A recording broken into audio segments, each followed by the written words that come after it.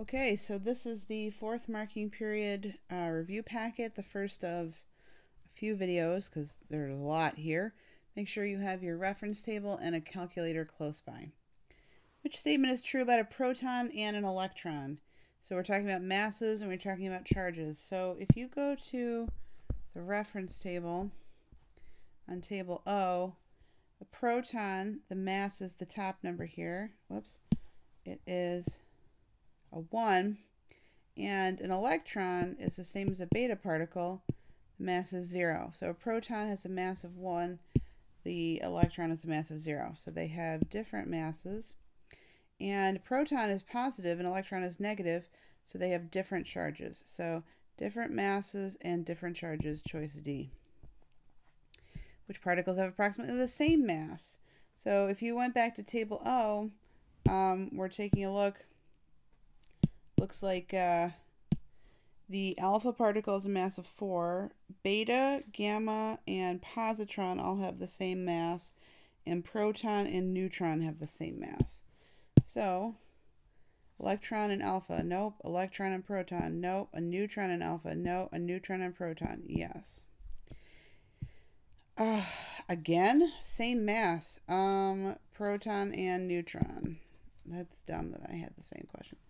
All atoms of a given element must contain the same number of protons. That's the identity. Compared to a proton, an electron has, okay, so talking about the quantity of charge and the kind of charge. First of all, there are opposite signs.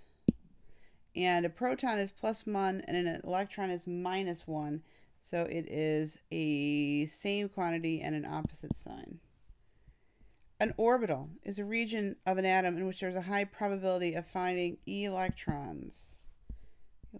Which part of a helium atom is positively charged? That would be the protons, which are found in the nucleus, because in the nucleus we have protons and we have neutrons. And since neutrons have no charge, the nucleus is positive. Which phrase describes the charge and mass of a neutron? Neutron has a charge of nothing. And it has a mass of 1 AMU, or U, as described on table D. Or is it C? I think it's D, though. Oh, I guess we should just check. Table D. All right. The mass of a proton is approximately equal to the mass of a neutron. This is so repetitive. I'm sorry. Particle has mass is approximately the same mass as a proton, so that would be neutron. An experiment in which alpha particles were used to bombard thin sheets of gold foil led to the conclusion that an atom is composed of mostly empty space and has a small positively charged nucleus. Which quantity represents the number of protons? It's the same as atomic number. Which notations represent atoms of the same number of protons but different number of neutrons? These are called isotopes. So they have to be the same element and they have to have different masses. So it's got to be C. This looks like I'm crossing off C, but I was crossing off A. Different isotopes of sodium. Look at them. They included, whoops, my cat. Okay.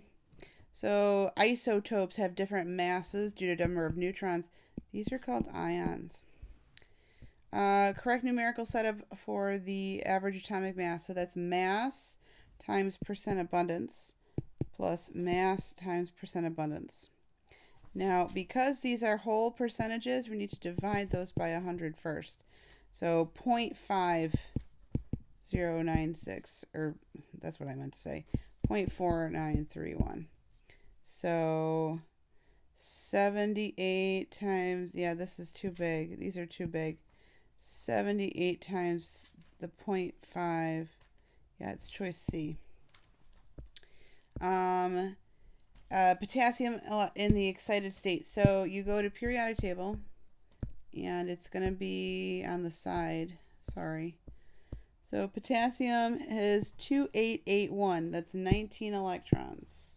So you might be tempted to choose that as the answer, but it has to be a different orientation.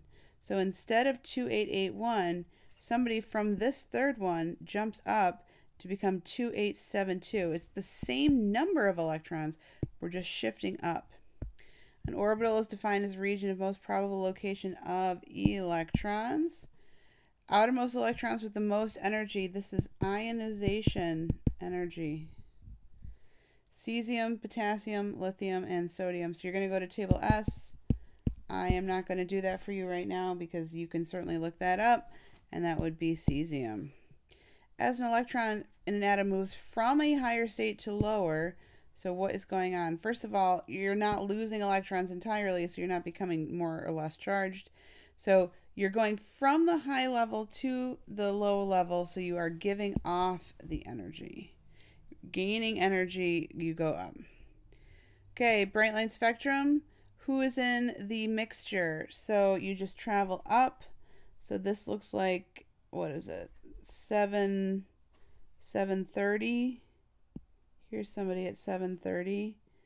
This is at 590, or no, 610. 610. This is at 590. This one and this one. 500 is here. And then this is at 460. This is 460. And then, yeah. So it looks like it can't actually be M because look at all these other ones that didn't actually come in. So G and L, which is choice B for 60. For 20. Wow. Which element is a metalloid? So going back to periodic table, metalloids are along the zigzag. And sorry, this is sideways. You can just go with me here. Oh, those are the radioactives. So we're not going to include aluminum, and we're not going to include the radioactives, but everybody else along the zigzag. So boron, silicon, germanium, arsenic, antimony, and tellurium. So who is a metalloid? Boron. Elements on period 4 arranged in order of increasing atomic radius, atomic number of valence electrons, or number of shells. So atomic number does increase. I know that. Atomic radius is on table S, and I will notice that that is decreasing. Number of valence electrons, that may or may not go up. And then number of number of shells, that's definitely the same. So period 4, number of valence electrons. I guess I have to rule that out. So period 4, 1, 2, 2, 2, 1, 2, 2. So yeah, that's not increasing. So it would have to be atomic number. Which element has chemical properties most similar to potassium? So these have to be in the same group, which are vertical columns. So find potassium. Potassium is here. And somebody in the same group as potassium, lithium, sodium, rubidium, cesium, francium. So cesium. Which is a metal, a metalloid, and a nonmetal. So once again, ooh, that's not a good picture. But H. You have the, where are all my other colors? Okay. So these are all metals. And then you have metalloids or semi-metals.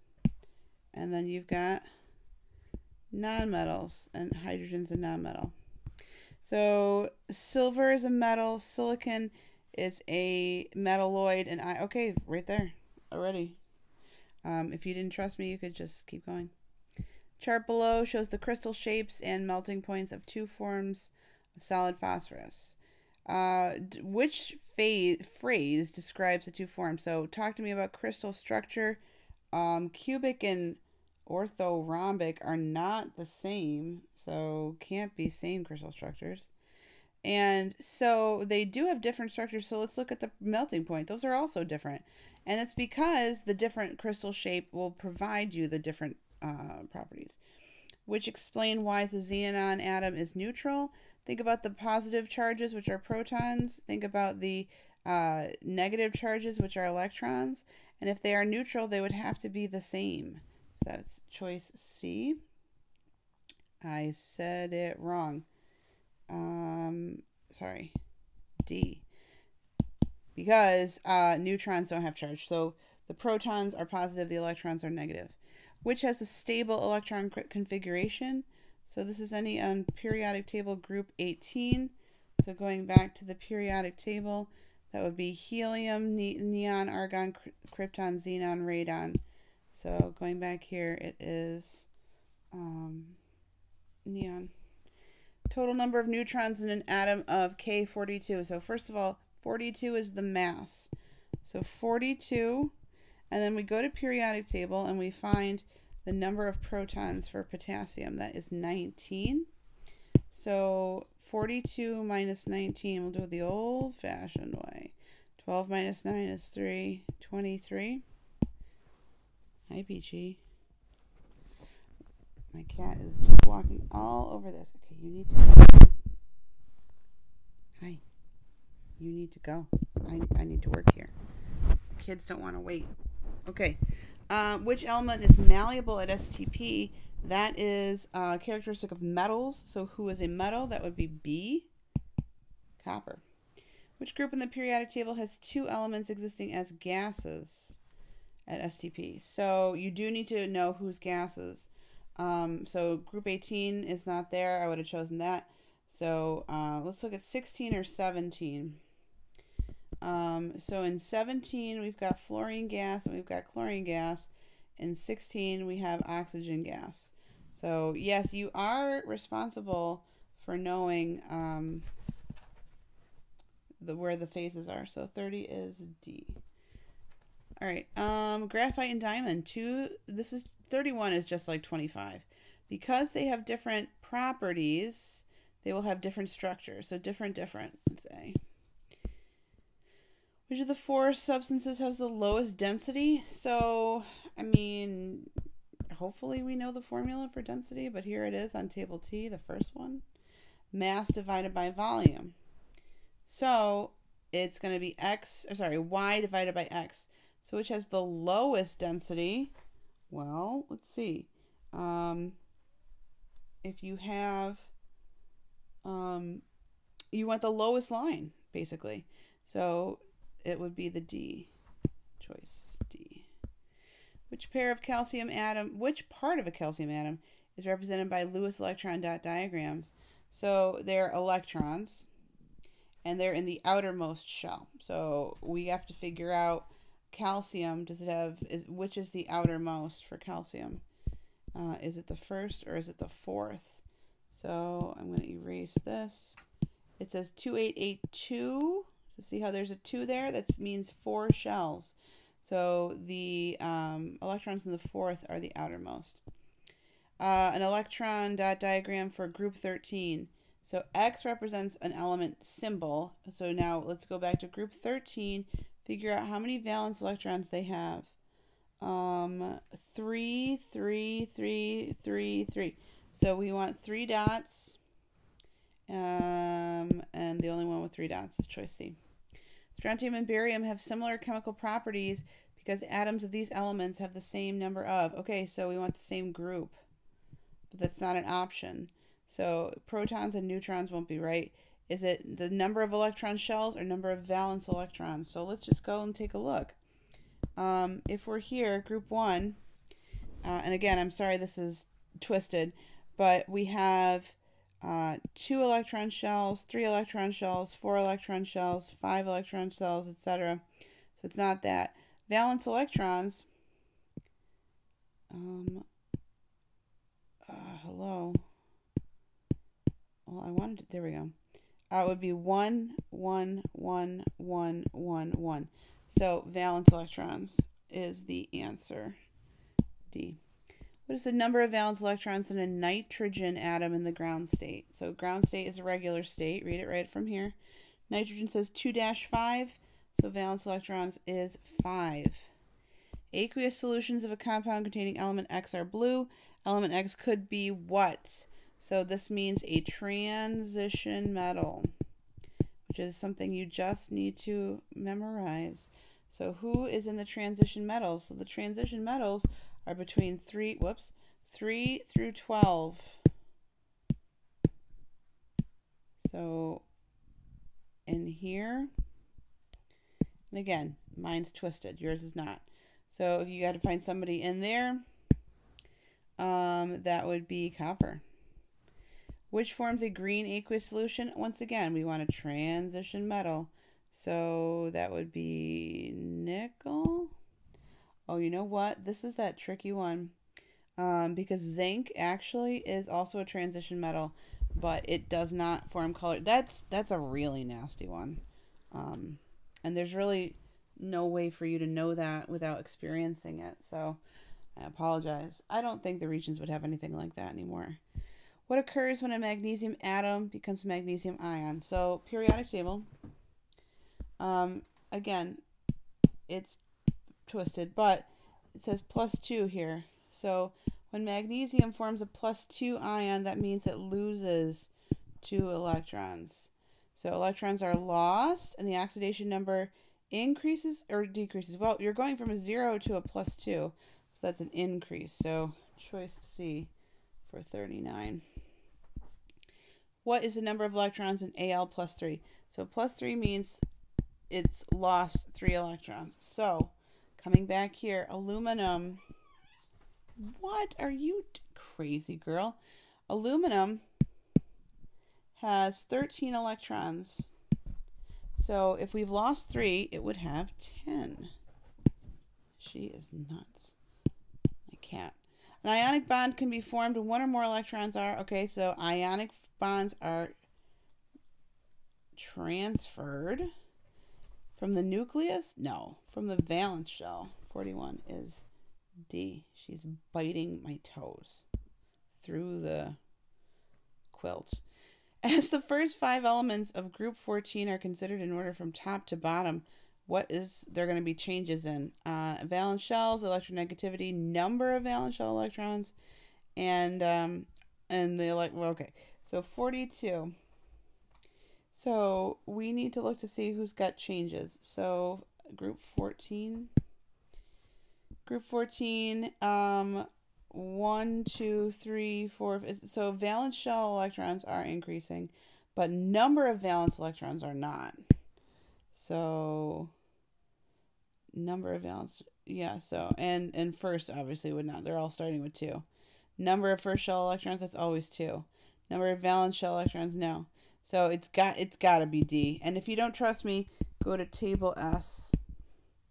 Which ion has the largest radius? Okay, so we need this to be the most electrons, and then everything is just going to be 1 more. So these are the halogens, group 17. So it looks like iodine has 53 electrons normally. Gaining 1 would make it 54. So we're going to go with iodine, choice D for 43. Which element has atoms with the strongest attraction for electrons, a chemical bond called electronegativity? Which has the greatest electronegativity? Well, I know that. It's fluorine. Fluorine has a value of 4.0. Don't trust me. It's on table S. So you could go to table S and you could see that fluorine has a value of 4.0, and you would compare it to the rest, and fluorine's the highest.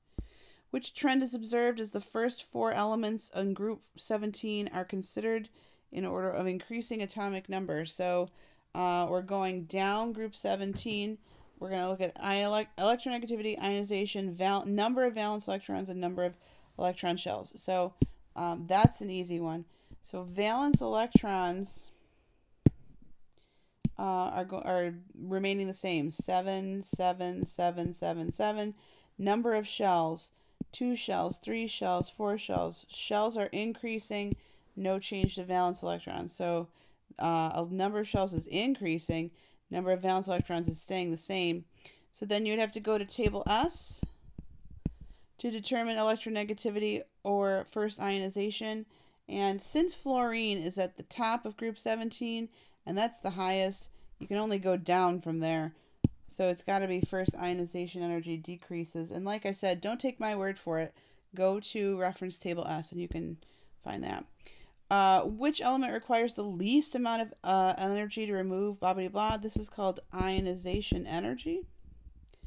This is on table S. I am not going to go there right now, but if you did, you would find it is A. Now, from a gaseous atom in the ground state is simply there to confuse you. Sorry about that. The Regents is dumb. Which element has atoms that can form halide ions? So these are the halogens. This is group 17. So which of the following is in group 17? Well, looks like iodine is. Here's group 17.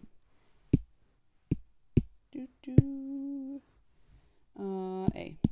Which term identifies two different categories of compounds? So categories of compounds, we have covalent compounds and we have molecular compounds. We have a covalent and empirical formula, so that can't be it. Ionic and molecular, and ionic and, oh, this is empirical formula. So the difference is covalent and molecular two different things? That is the same thing. So 48 is C. Which substance cannot be broken down by chemical means? You're looking for an element. So you're looking at something on periodic table. We've got Al, you've got NH3, you've got Al2O3, and you've got NH4Cl. So the only one that can't break down is the element. By the way, if you didn't know how to write the formulas for B, C, and D, that's okay. You just figure out who's an element. Which statement describes H2O liquid and H2O2 liquid? Both are compounds. Or are they mixtures? Nope, they are compounds because it's one item all the way through. Do they have the same properties or different properties? Well, this one has an extra oxygen compared to this, so it's going to create different properties. So 50 is B. I think we're going to stop there. So this is part 1. I think I'll do 4 videos. So if you've got questions, please reach out. Thank you.